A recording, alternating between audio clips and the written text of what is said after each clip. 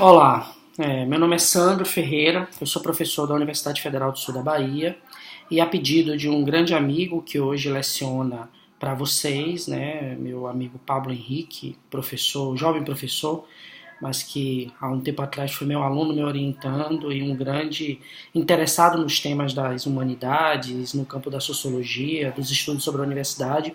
Ele pediu que eu fizesse alguns comentários à luz da sociologia sobre o tema dos movimentos sociais. E aí eu vou tentar fazer uma abordagem um tanto histórica, para deixar claro que o conceito de movimentos sociais ele só pode ser pensado a partir de uma perspectiva histórica, alguns aspectos conceituais, né?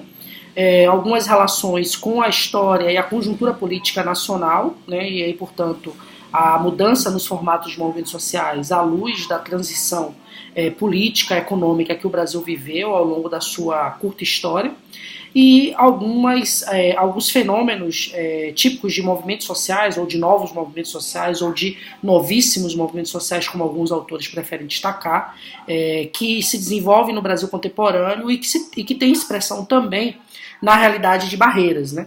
Então eu quero fazer essa abordagem e espero ser breve, mas tentar trazer um pouco dessa reflexão. Então, antes de tudo, o estudo sobre o conceito de movimentos sociais é um estudo extremamente enraizado na realidade socioeconômica do povo, né, das pessoas da sociedade. A própria vida social subentende o desenvolvimento dos chamados movimentos sociais. O próprio nome sugere, né? Só se pode pensar movimentos sociais se eles forem movimentos coletivos, né? Onde eles encontram aproximação dos interesses, né? Sejam eles quais forem, de um conjunto de pessoas num determinado espaço social onde eles compartilham a vivência. Ainda que hoje seja possível constituir movimentos sociais por meio de espaços sociais onde esse compartilhamento de vivência não seja física, não seja tete a tete, seja, por exemplo, por meio das redes sociais. É possível sim constituir movimentos sociais onde essa prática, essa forma de organização se dá para além do contato pessoal, direto, tete a tete. Então esse é o primeiro fator, não se tem como pensar movimentos sociais sem entender o que é sociedade, sem entender, por exemplo, quando o modelo, a ideia de sociedade começa a se desenvolver na história da humanidade. Quando a gente pensar, por exemplo, o processo em que as famílias, né, as fátrias, elas começam a ganhar uma amplitude e começam a estabelecer formas de convivência entre famílias diferentes no mesmo espaço territorial, que optam em viver perto um do outro, pela possibilidade de que essa proximidade gerasse benefícios mútuos, né? Melhores condições de defesa, melhores condições de produção material, melhores condições de domínio da própria natureza, né? Das intempéries da natureza. Então essa proximidade entre os homens constitui aquilo que a gente pode chamar de sociedade. E como toda sociedade, ela também acaba desenvolvendo em torno dela relações de poder, determinados formatos de gerir a sociedade e, de certa maneira, de se impor um poder nessa sociedade. E a gente já viveu ao longo da história diversas formas de organização social, desde formas mais primitivas, onde o trabalho era coletivizado, onde as relações de poder eram muito peculiares, baseado, por exemplo, na ancestralidade das pessoas mais velhas, alguns aspectos também ligados ao que a gente chama de patriarcado, né, do domínio, do poder que os homens exerciam sobre as mulheres e sobre os mais jovens, né, os mais velhos sobre os mais jovens. Mas à medida que o tempo foi passando, esse poder ele foi ganhando um contorno que, de certa maneira, põe de um lado do poder, ou seja, na posse concreta do poder, um determinado grupo, quase sempre minoritário, e do outro lado, como objeto desse poder, um outro grupo, quase sempre majoritário. Então essa minoria que exerce o poder, ao longo da história, ela acaba associando o exercício do seu poder ao fato deste pequeno grupo controlar aquilo que a gente chama de meios de produção, para usar um conceito tipicamente marxista, né? O que eu estou chamando de meio de produção? O controle da riqueza, o controle dos instrumentos que geram riqueza, que geram os bens materiais necessários à existência. Então, o capitalismo é a forma mais completa dessa relação, onde o poder político, o controle de um grupo sobre o outro, é um reflexo do controle sobre a vida econômica da sociedade de um grupo sobre o outro. É óbvio que ao longo da história a gente teve outras formações sociais que não eram chamadas de capitalista e que o poder também se expressava por meio de outras noções, a ideia de nascimento, de origem, de sangue azul, para usar uma metáfora muito comum no período medieval, mas é no capitalismo onde essa contradição entre aqueles que dominam e aqueles que são dominados, entre uma minoria que detém o poder e uma maioria que é destituída do poder, associa o poder político ao poder econômico.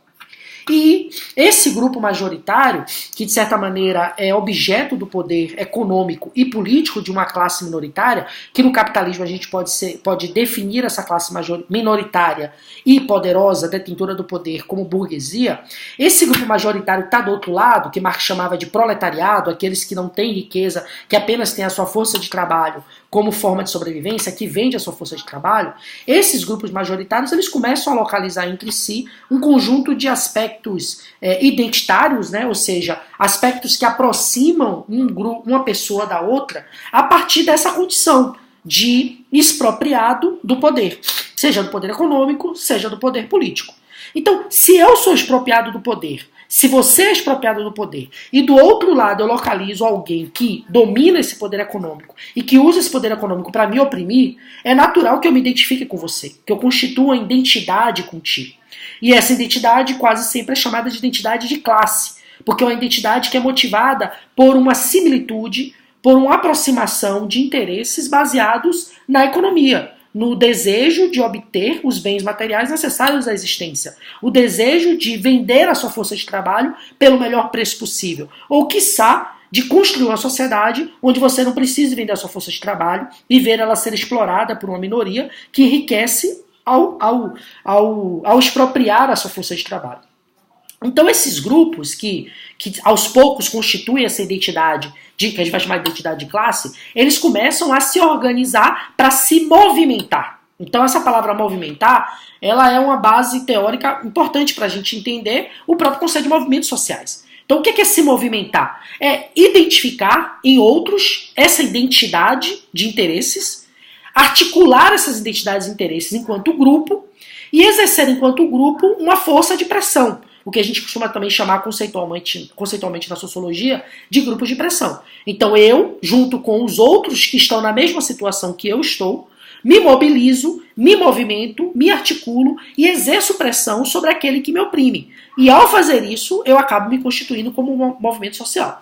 Então os primeiros movimentos sociais, eles estão muito associados a essa luta por aspectos relacionados à vida material, à vida econômica. Então quase sempre os movimentos sociais eram resultantes de grupos que lutavam contra a dominação econômica de um outro grupo, que na maioria das vezes se refletia em dominação política. Então ao dominar economicamente um grupo majoritário, né, por parte de uma minoria, essa minoria também dominava o poder político. E cabia a essa maioria, violentada, expropriada, excluída economicamente, socialmente, se movimentar contra isso.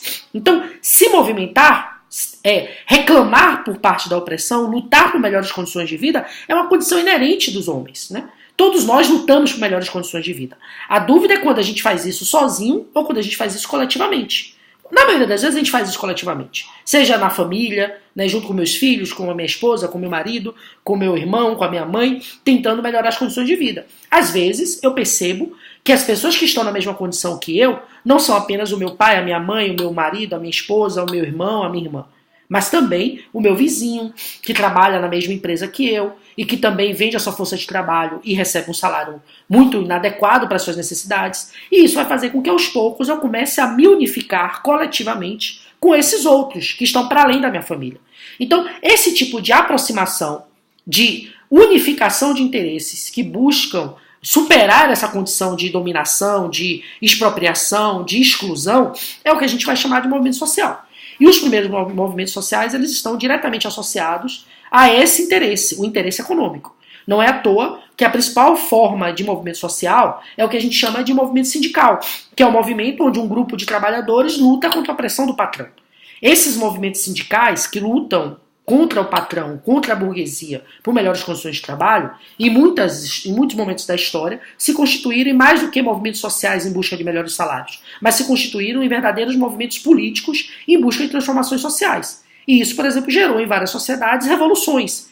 Revolução aqui no sentido mais amplo da palavra. Movimentos que transformam radicalmente uma realidade. Então essa maioria organizada, consciente dos seus interesses e identificando o seu inimigo, ao lutar contra esse inimigo, conseguiu mais do que melhores condições de trabalho, conseguiu mudar o modelo político, o modelo econômico e produzir uma grande transformação social, aquilo que a gente chama de revolução. Então o movimento sindical é a principal expressão, a mais clássica expressão do movimento social, de movimento coletivo. Mas é óbvio que não são apenas as contradições econômicas que constituem identidade entre os grupos. E aí a gente vai localizar tanto no passado, enquanto esses movimentos sindicais eram a principal expressão, quanto hoje, momento em que os movimentos sindicais já tendem a perder um pouco da sua força, outros movimentos onde as pessoas se unificam baseado em outras razões. Então, eu agora me unifico com o meu vizinho, com o meu amigo, com o meu colega, não porque ele também está na condição econômica idêntica à minha, de trabalhador explorado por um patrão, mas porque ele tem a mesma origem nacional que a minha. Então ele é originário de um determinado povo nacional que naquele país sofre uma determinada violência. E que ao me unificar com ele, lutar pelos nossos direitos, eu consigo me proteger e transformar aquela realidade que me oprime. Então, para isso surgiram diversos movimentos nacionalistas, que também são movimentos sociais.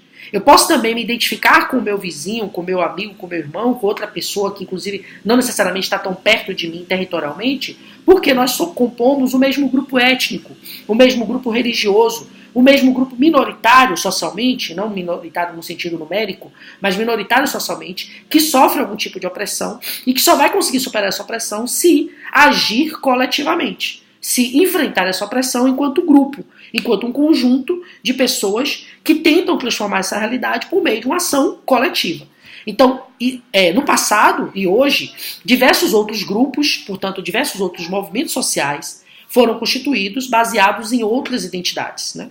E num determinado momento da nossa história, esses conjuntos, esses movimentos sociais, que não eram baseados apenas na questão de classe, na questão econômica, mas baseados na questão da identidade de gênero, da identidade de orientação sexual, de identidade étnico-racial, a identidade nacional, a identidade religiosa, eles começaram a ganhar cada vez mais expressão.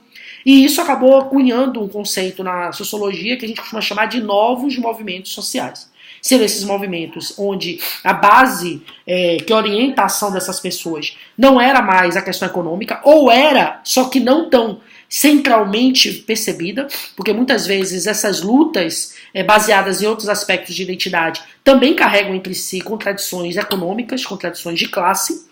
No caso, por exemplo, dos movimentos negros que lutam pela questão da defesa do povo negro contra a opressão do racismo, acaba guardando dentro disso também um aspecto da opressão econômica, já que historicamente, por conta da escravidão, os negros no Brasil acabaram constituindo, né, a grande massa dos trabalhadores no Brasil, aqueles que sofrem com a opressão do capitalismo, né, da burguesia. Então, na maioria das vezes, esses movimentos sociais, esses novos movimentos sociais, que atuam baseados em outras identidades, eles também encerram, né, carregam nas suas entrelinhas contradições de classe. Ainda que o centro da mobilização, o centro que unifica essas pessoas enquanto grupo, são aspectos identitários variados. Como eu falei, questões de gênero, questões religiosas, questões étnico-raciais, questões nacionais, questões religiosas, ou seja, diversas outras questões que a constituem como grupo.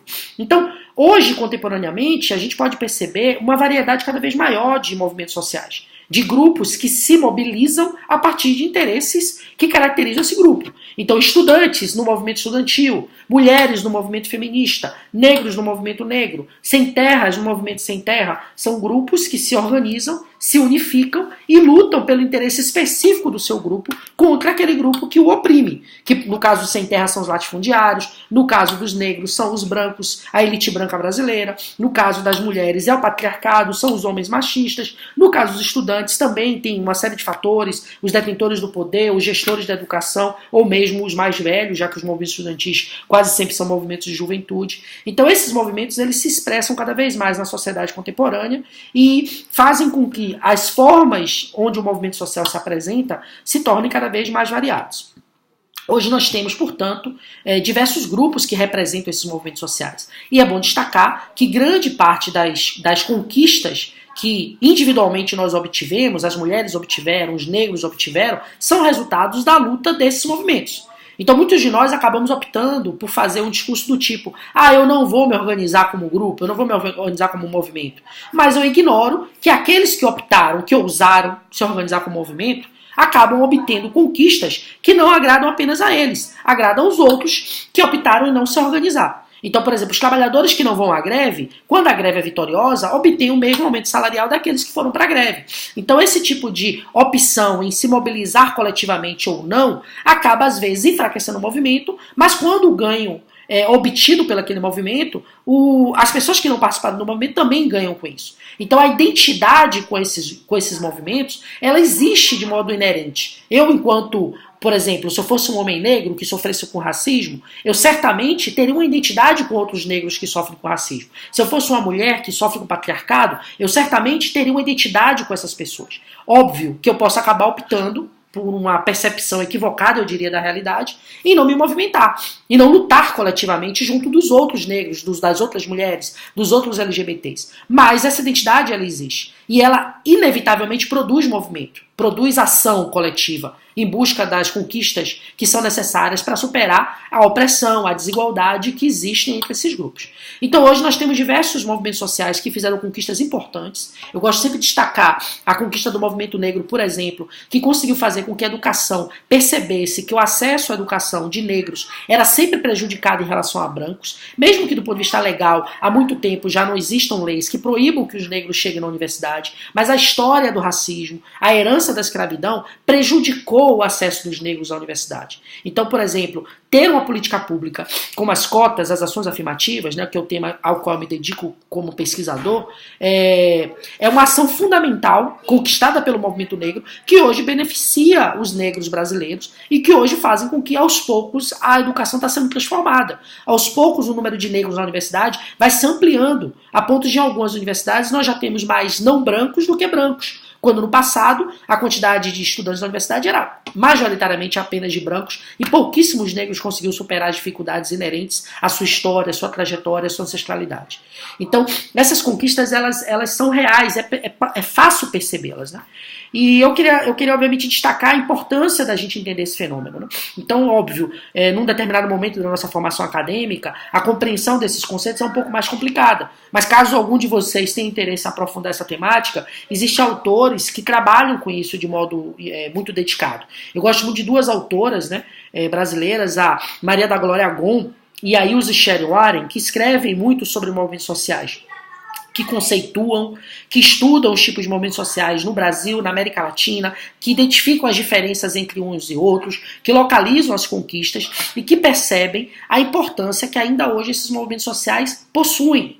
Então, por exemplo, no momento atual, em que, por exemplo, a educação superior tem sofrido cortes orçamentários duríssimos por parte do MEC, sem razão objetiva, simplesmente por uma perseguição ideológica por parte do governo atual, você percebe uma identidade constituída, por exemplo, entre professores, servidores das universidades e estudantes. São grupos diferentes, com identidades diferentes, mas que nesse momento têm o mesmo interesse: melhorar a condição orçamentária das universidades para sobreviver às universidades, para fazer sobreviver as universidades. E eles se movimentam. E a gente tem visto esses dias diversas notícias, né? A mídia obviamente não cobre todas elas, mas a gente tem visto uma mobilização constante, e certamente aí perto de vocês, na UFOB, essa movimentação também deve estar em andamento para defender a universidade pública. A gente vai ver em Barreiras, por exemplo, diversos outros movimentos sociais que são históricos e se organizam. Nós temos movimentos sociais que atuam, por exemplo, na defesa do interesse das mulheres. Eu mesmo tive a oportunidade de contribuir como homem, né? Mas como homem que reconhece o valor da luta feminista no movimento feminista barreirense, né? No chamado MBF, que organizou vários eventos, várias atividades políticas e que ainda hoje existem várias outras figuras importantes que lutam em defesa dos direitos das mulheres. Você vai encontrar também movimentos sociais negros, movimentos sociais indígenas, movimentos sociais sindicais. Então, Barreiras é uma cidade onde a organização social política dos grupos que sofrem de algum tipo de opressão continua. Então, dos grupos que tiveram as suas terras tomadas pela grilagem do agronegócio, os grupos ribeirinhos que veem os nossos rios, os rios da região de Barreiras, estarem sendo destruídos gradativamente pela ânsia ganância de lucro por parte desses grandes empresários do agronegócio. Essas pessoas continuam lutando, elas continuam se movimentando em Barreiras. E é fácil perceber isso. É fácil localizar o movimento sem terra atuando em Barreiras, é fácil localizar o movimento de mulheres atuando em Barreiras, o movimento negro atuando em Barreiras, além também de outros movimentos culturais, né, movimentos políticos, né, partidos políticos que lutam por determinada ideologia, por determinada transformação social. Então, hoje, Barreiras é uma cidade onde o movimento social ele está presente, ele se expressa também no cotidiano da cidade. E é óbvio, né, esses movimentos eles se conectam com outros movimentos dentro do Brasil ou até fora do Brasil, constituindo redes de movimentos. Lembra que eu falava no início que hoje não necessariamente os movimentos sociais só atuam através de proximidade física. Hoje é possível que muitos movimentos sociais consigam atuar por meio da aproximação, por meio das redes sociais. Muitos movimentos importantes que atuaram no mundo recentemente, que conseguiram mudanças significativas, foram mobilizadas por meio da internet, por meio de redes sociais. Não é à toa que o nome é rede social. A rede social é um potencializador de movimentos sociais. Então a constituição dessas identidades,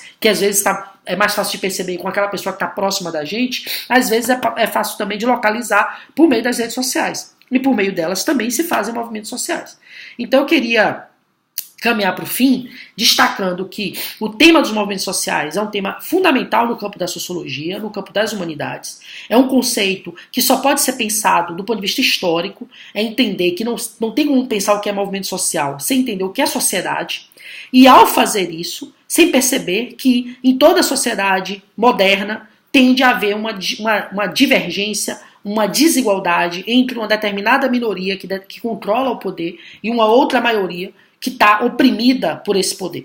E essa maioria, pelas suas diversas formas de identidade, se organiza para lutar contra essa opressão e atua cotidianamente. Então alguns desses movimentos sociais são mais organizados, possuem entidades, possuem estatutos, possuem sedes e dentro deles eles incorporam, eles afiliam aquelas pessoas que querem atuar nesse movimento social. E aí eu tenho certeza que muitos de vocês devem ter questões ligadas à sua origem étnica, à sua condição de gênero, à sua orientação sexual, que levam você ao desejo de lutar contra determinado tipo de opressão. E essa luta, ela é muito mais forte, ela é muito mais competente quando ela é feita coletivamente. Então, se vocês se organizam, se vocês buscam a participação nos movimentos sociais, esses movimentos sociais são mais fortes. E os seus desejos, os seus interesses alcançam os objetivos com mais facilidade do que quando a gente opta por lutar sozinho. Então, eu quero, portanto, destacar a importância do conceito. Convido vocês a se aprofundar sobre eles. Existem vários sites na internet que trazem dados sobre eles. É fácil localizar por meio do conceito estudos, notícias que falam desses movimentos sociais. E convido vocês a aprofundar ainda mais no campo da sociologia outros conceitos que ajudam a pensar a sociedade, que ajudam a pensar a desigualdade social, a diversidade cultural humana e valorizar ainda mais as aulas desse campo. Quero, portanto, agradecer a atenção de todos vocês até aqui. Quero agradecer ao meu grande amigo, Pablo Henrique, pedir desculpa pela extensão do vídeo, tomar muito a aula dele, mas eu queria muito poder dar essa contribuição. Eu fui professor na UFOB quando ainda era UFBA, passei 4 anos em Barreiras, tive uma experiência fantástica como docente e como militante, inclusive, né, atuando em movimentos sociais. E eu espero que vocês aí, como estudantes, nessa fase da formação de vocês, conquistem cada vez mais os objetivos, os desejos, os interesses que você individualmente e você enquanto grupo buscam na sociedade. Se organizem, estudem e continuem buscando os sonhos que cada um de vocês carrega. Um abraço e espero que a gente possa ter uma outra oportunidade de trocar figurinhas aí no campo da sociologia e das humanidades. Tchau.